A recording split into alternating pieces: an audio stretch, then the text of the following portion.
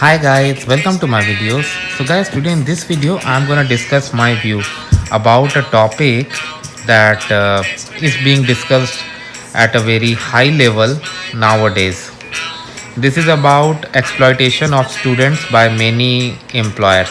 Now there have been many cases, and recently I saw a case that happened in Brampton where a girl student from Punjab was forced to work at $8 per hour, which is much less than the wages. Again, the verdict is not out, the conviction hasn't been done. So this is just the accusations as of now. So I'm not in any position to comment who is guilty and who is not, because I don't have the right to say. Now, but one thing I would like to say that really is something we need to understand, that when it comes to international students, when somebody comes from India or any other country, they invest a lot. Even for rich people in India, I'm not talking about super and ultra rich, it's difficult to send their family members to study in Canada because things are very expensive, and on their student permit, study permit, they get like limited working hours. So how it works is like many of these guys sometimes they extend their working hours. Now when they extend their working hours, like nobody would like to go it for like registered hours, because we saw what happened to Jashandeep Singh a few years back. He was deported because he was working more than the number of hours allowed.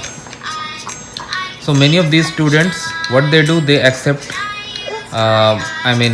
wages based on cash and all, and they do work so that there is nothing documented, and employers can get away easily in case any issue is found later by law enforcement agencies. But the point here is like exploitation. This is really something that needs to be addressed because it is happening.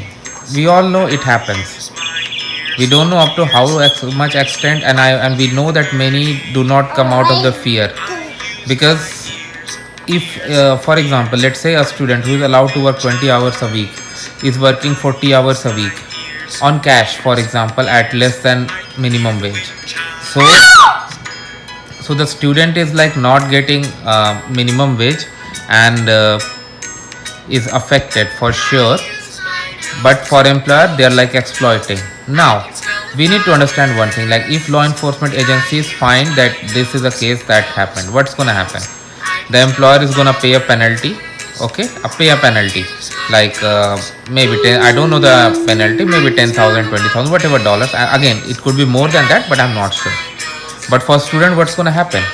The employer could be Canadian citizen, so he would get away with this easily. But if there's a foreign national, foreign student who is not supposed to work more than 20 hours and it's caught, what is going to be the outcome? They have breached their visa condition. So this gives the perfect opportunity to lot of bad employers, I'm just saying bad employers, not at all employers, to exploit. And it happens. We all know it happens. And this is something that needs to be addressed. This girl had the courage that she has now taken up the matter, and she has filed a case with Ontario Ministry of Labor.